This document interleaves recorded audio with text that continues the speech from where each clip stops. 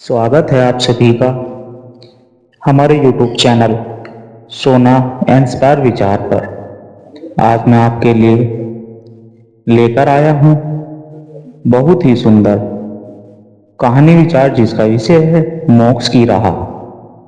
जिस कहानी से हमें यह सीख मिलती है कि सच्चा सुख और शांति धन संपत्ति या शक्ति में नहीं है बल्कि आत्मा की गहराई में छुपा है। जो व्यक्ति इस सत्य को पहचान लेता है वही जीवन को सही अर्थों में जीता है। चलिए जानते हैं इस कहानी के माध्यम से। बहुत समय पहले एक छोटे से राज्य में एक राजकुमार रहता था जिसका नाम युवराज था। युवराज बहादुर और विद्वान था,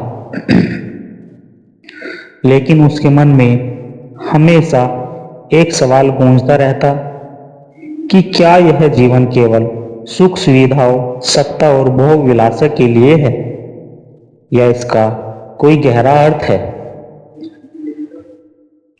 तभी राजकुमार ने अंधे भिक्षु से मुलाकात की। एक दिन राजमहल के द्वार पर एक अंधा भिक्षु आया। वह धीरे धीरे गा रहा था, सत्य की खोज ही जीवन का उद्देश्य है। युवराज ने उसे अंदर बुलाया और पूछा, गुरुजी, क्या आप मुझे सिखा सकते हैं कि जीवन का सत्य क्या है। तो भिक्षु ने मुस्कुराते हुए कहा, सत्य को जानने के लिए त्याग, तपस्या और आत्मा की गहराई में झांकना आवश्यक है। यदि तुम सत्य को जानना चाहते हो तो तुम्हें राजमहल, धन और सभी भोग विलासा छोड़ने होंगे। युवराज ने निश्चय किया कि वह सत्य की खोज में जाएगा। अगले ही दिन उसने अपने राज्य छोड़ दिए और भिक्षु के साथ एक यात्रा पर निकल पड़ा जिसका पहला पड़ाव मोक्ष माया का त्याग था।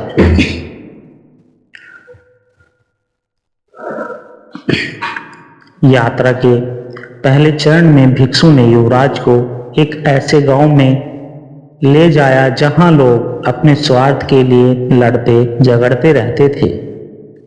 उन्होंने देखा कि सभी लोग धन और संपत्ति के लिए परेशान थे। भिक्षु ने कहा, यह मोक्ष माया है। जो लोग इससे बंधे रहते हैं वे कभी भी शांति नहीं पा सकते। युवराज ने समझा कि बाहरी वस्तुएं मन को भटकाती है और शांति को छीन लेती है। उसने अपने सारे कीमती वस्त्र, गहने और आरामदायक जीवन का त्याग कर दिया। आगे दूसरा पड़ाव सेवा का महत्व। आगे की यात्रा में एक ऐसे गांव पहुंचे जहां लोग बाढ़ के कारण बहुत परेशान थे। भिक्षु ने युवराज से कहा, यदि तुम सच्ची शांति पाना चाहते हो तो इन लोगों की मदद करो। युवराज ने गांव वालों की सेवा की, उनके लिए भोजन की व्यवस्था की, बीमारों का इलाज किया और उनके घरों की मरम्मत में मदद की। उसने देखा कि सेवा से उसे एक अद्भुत संतोष और शांति का अनुभव हुआ। तीसरा पड़ाव ध्यान और एकांत। इसके बाद भिक्षु युवराज को एक पहाड़ पर ले गए। वहां उन्होंने कहा, अब तुम्हें अपने शरीर की भीतरी यात्रा करनी होगी। संसार के शोर से दूर एकांत में ध्यान करो। युवराज ने पहाड़ की चोटी पर रहकर ध्यान करना शुरू किया। कई दिनों तक उसका मन भटकता रहा, लेकिन धीरे धीरे उसने अपने विचारों को शांत करना सीख लिया। उसने महसूस किया कि बाहरी शांति तभी संभव है जब भीतर की शांति हो।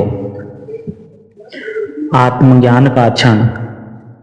एक रात गहरे ध्यान में युवराज को एक अद्भुत अनुभव हुआ। उसे लगा कि वह केवल एक शरीर नहीं है बल्कि एक असीम आत्मा है।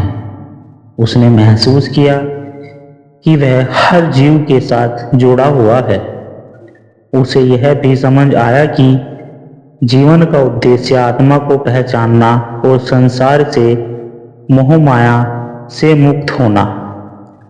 अंतिम सबक। जब युवराज ने यह अनुभव भिक्षु को बताया तो भिक्षु ने मुस्कुराते हुए कहा, तुमने सत्य को पहचान लिया है, अब तुम यह ज्ञान दूसरों तक पहुंचाओ। जीवन का उद्देश्य केवल आत्मज्ञान प्राप्त करना नहीं है, बल्कि दूसरों को भी इस मार्ग पर चलने के लिए प्रेरित करना है। युवराज अपने राज्य वापस लौट आया, लेकिन वह अब पूरी तरह बदल चुका था। उसने अपनी प्रजा की भलाई के लिए काम किया और अपनी सारी संपत्ति गरीबों और जरूरतमंदों में बांट दी। उसने ध्यान, सेवा और सादगी का जीवन जिया और अपने ज्ञान से हजारों लोगों को प्रेरित किया। शिक्षा। मोह माया का त्याग, बाहरी सुख अस्थायी है, सच्ची शांति भीतर की यात्रा से मिलती है। सेवा का महत्व, दूसरों की सेवा करने से आत्मा को शांति मिलती है। ध्यान और आत्मचिंतन, ध्यान हमारे वास्तविक स्वरूप से परिचित कराता है। सत्य की खोज, जीवन का उद्देश्य आत्मा और ब्रह्मांड के सत्य को पहचानना है। तो इस कहानी से हमें यह शिक्षा मिलती है कि सच्चा सुख और शांति धन, संपत्ति या शक्ति में नहीं है, बल्कि आत्मा की गहराई में छुपा हुआ है। जो व्यक्ति इस सत्य को पहचान लेता है, वही जीवन को सही अर्थों में जीता है। अगर यह कहानी आप सभी को अच्छी लगी हो तो हमारे चैनल को सब्सक्राइब जरूर करें। धन्यवाद।